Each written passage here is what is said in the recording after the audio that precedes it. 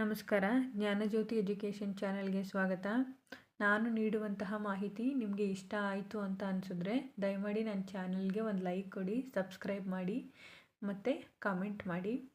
ಬನ್ನಿ, ಇವತ್ತು ನಾನು 6ನೇ ತರಗತಿಯ ಸಮಾಜ ವಿಜ್ಞಾನದ ಭಾಗ 2ರ ಪಠ್ಯಪುಸ್ತಕದಲ್ಲಿ ನೀಡಿರುವಂತಹ ಮೊದಲ ಅಧ್ಯಾಯ ಉತ್ತರ ಭಾರತದ ಪ್ರಾಚೀನ ರಾಜಮನೆತನಗಳು ಎಂಬ ಅಧ್ಯಾಯದಲ್ಲಿ ಬರುವಂತಹ ಒಂದು ಘಟಕ ಕಾಶ್ಮೀರದ ಕಾರ್ಕೋಟ ಸಾಮ್ರಾಜ್ಯ ಅಂತೇಳಿ. ಈ ಒಂದು ಘಟಕಕ್ಕಿಂತ ಮುಂಚೆ ನಾನು ಈ ಒಂದು ಅಧ್ಯಯನದ ಮೇಲೆ ಒಟ್ಟು 3 ವಿಡಿಯೋಗಳನ್ನ ಮಾಡಿದ್ದೀನಿ, ನೋಡ್ಕೊಂಡು ಬನ್ನಿ. ಒಂದು ಮೌರ್ಯರು, ನಂತರ ಗುಪ್ತರು, ಅನಂತರದಲ್ಲಿ ವರ್ಧನರು ಎಂಬ 3 ವಿಡಿಯೋಗಳನ್ನ ಮಾಡಿದ್ದೀನಿ. ಇದು 4ನೇ ವಿಡಿಯೋ, ಕಾಶ್ಮೀರದ ಕಾರ್ಕೋಟ ಸಾಮ್ರಾಜ್ಯ ಅಂತೇಳಿ. ಬನ್ನಿ, ಈ ಒಂದು ಸಾಮ್ರಾಜ್ಯದ ಬಗ್ಗೆ ನಾವು ಚರ್ಚೆ ಮಾಡ್ತಾ ಹೋಗೋಣ. ಈ ಒಂದು ಸಾಮ್ರಾಜ್ಯ ಉತ್ತಮವಾಗಿ ಆಡಳಿತವನ್ನು ನಡೆಸಿದ, ಮಾದರಿ ರಾಜ್ಯವನ್ನು ಕಟ್ಟಿದ ಮತ್ತು ಅಸಾಧ್ಯವಾದುದನ್ನು ಸಾಧಿಸಿದ ಭಾರತದ ರಾಜವಂಶಗಳಲ್ಲಿ ಕಾಶ್ಮೀರದ ಕಾರ್ಕೋಟ ವಂಶಸ್ಥರು ಸಹ ಒಬ್ಬರು. ಇವರು ಕಾಶ್ಮೀರ ಪ್ರದೇಶವನ್ನು ಆಳ್ವಿಕೆಯನ್ನು ಮಾಡಿದಂತಹ ಒಂದು ಸಾಮ್ರಾಜ್ಯ. ಇವರು ಉತ್ತಮವಾದ ಆಡಳಿತವನ್ನು ಕೊಡ್ತಾ ಹೋಗ್ತಾರೆ, ಜೊತೆಗೆ ಒಂದು ಮಾದರಿ ರಾಜ್ಯವನ್ನು ನಿರ್ಮಾಣ ಮಾಡ್ತಾರೆ.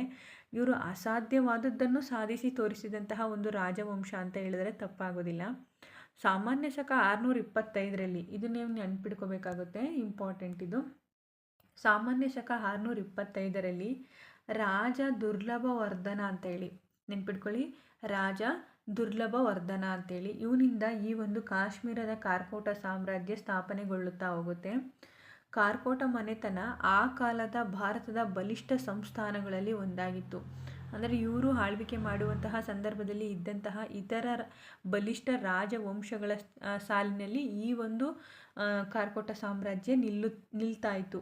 ಅಷ್ಟು ಬಲಿಷ್ಠವಾಗಿತ್ತು ಈ ಒಂದು ರಾಜಮನೆತನ.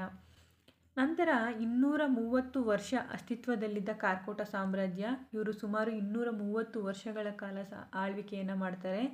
230 ವರ್ಷಗಳ ಕಾಲ ಅಂದರೆ ಯಾವ ವರ್ಷದಿಂದ 625ರಿಂದ 855 ಇಷ್ಟು ವರ್ಷಗಳ ಕಾಲ ಅವರು ಆಳ್ವಿಕೆಯನ್ನು ಮಾಡ್ತಾರೆ.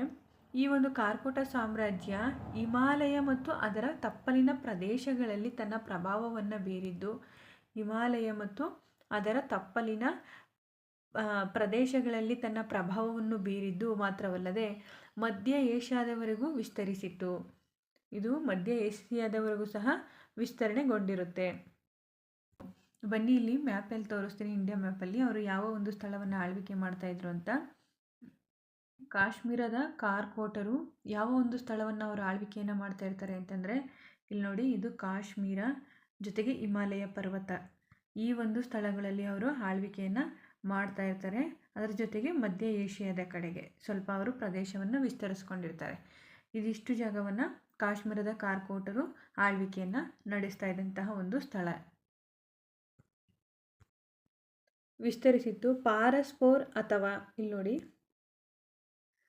ಪಾರಸ್ಪೋರ್ ಅಥವಾ ಪರಿಹಾಸಪುರವನ್ನು ರಾಜಧಾನಿಯನ್ನಾಗಿ ಮಾಡಿಕೊಂಡಿದ್ದ ಕಾರ್ಕೋಟರು ಸೂರ್ಯೋಪಾಸಕರಾಗಿದ್ದರು. ಅಂದರೆ ಇವರು ಪಾರಸ್ಪೋರ್ ಅಥವಾ ಪರಿಹಾಸಪುರವನ್ನು ತಮ್ಮ ರಾಜಧಾನಿಯನ್ನಾಗಿಯೇ ಮಾಡಿಕೊಂಡಿರ್ತಾರೆ. ನಂತರದಲ್ಲಿ ಅವರು ಸೂರ್ಯನ ಉಪಾಸಕರಾಗಿರ್ತಾರೆ. ಸೂರ್ಯೋಪಾಸಕ ಅಂತಂದರೆ ಸೂರ್ಯ ದೇವರನ್ನು ಅವರು ಆರಾಧನೆಯನ್ನು ಮಾಡ್ತಾ ಇರ್ತಾರೆ. ಇವರ ಒಂದು ಮಹತ್ವದ ಕೊಡುಗೆ ಏನಪ್ಪ ಅಂತಂದರೆ, ಕಾಶ್ಮೀರದಲ್ಲಿ ಇವರು ಮಾರ್ತಾಂಡ ಸೂರ್ಯ ದೇವಸ್ಥಾನವನ್ನು ನಿರ್ಮಾಣ ಮಾಡಿದ್ದಾರೆ. ಇದು ಇವರ ಒಂದು ಮಹತ್ವ ಕೊಡುಗೆ ಅಂತಲೇ ಹೇಳಬಹುದು. ನಂತರ ಕಾರ್ಕೋಟ ವಂಶದಲ್ಲಿ ಗಮನ ಸೆಳೆಯುವ ಮತ್ತು ಅತ್ಯಂತ ಪ್ರಭಾವಿ ರಾಜನಾಗಿದ್ದಾನೆಂದರೆ ಸಾಮಾನ್ಯ ಶಕ 724ರಲ್ಲಿ ಪಟ್ಟಕ್ಕೆ ಬಂದಂತಹ ಲಲಿತಾದಿತ್ಯ. ಇಲ್ಲಿ ನೋಡಿ, ಲಲಿತಾದಿತ್ಯ, ಇವರೇ ಲಲಿತಾದಿತ್ಯ, ಆಯಿತಾ. ಇವರು ಕಾರ್ಕೋಟ ವಂಶದ ಅತ್ಯಂತ ಪ್ರಸಿದ್ಧ ಪ್ರಭಾವಶಾಲಿ ರಾಜ ಅಂತಲೇ ಹೇಳ್ಬೋದು. ಲಲಿತಾದಿತ್ಯ ಆತನ 36 ವರ್ಷಗಳ ಆಳ್ವಿಕೆಯಲ್ಲಿ ಅವನು ಸುಮಾರು 36 ವರ್ಷಗಳ ಕಾಲ ಆಳ್ವಿಕೆಯನ್ನು ಮಾಡ್ತಾನೆ. ವರ್ಷಗಳ ಆಳ್ವಿಕೆಯಲ್ಲಿ ಸಾಮ್ರಾಜ್ಯವು ಇಂದಿನ ಉತ್ತರ ಪ್ರದೇಶ, ಉತ್ತರಾಖಂಡ್ ಮತ್ತು ಬಿಹಾರದವರೆಗೆ ಹಬ್ಬಿತ್ತು. ಲಲಿತಾದಿತ್ಯನು ಅವನ ಸಾಮ್ರಾಜ್ಯವನ್ನು ಉತ್ತರಾಖಂಡ್, ಉತ್ತರ ಪ್ರದೇಶ ಮತ್ತು ಬಿಹಾರ ಇಲ್ಲಿಯವರೆಗೂ ಸಹ ಅವನು ತನ್ನ ಸಾಮ್ರಾಜ್ಯವನ್ನು ವಿಸ್ತರಣೆಯನ್ನು ಮಾಡಿಕೊಂಡಿರ್ತಾನೆ.